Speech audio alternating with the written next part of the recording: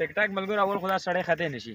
دې سره ما دا شرط ولګو چې ته به دې ونې ته خېجې او زه به دې په درېو غږو کې راکوژوم.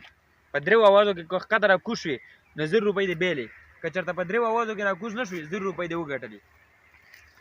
هلکه دا شرط تاته منظور دی؟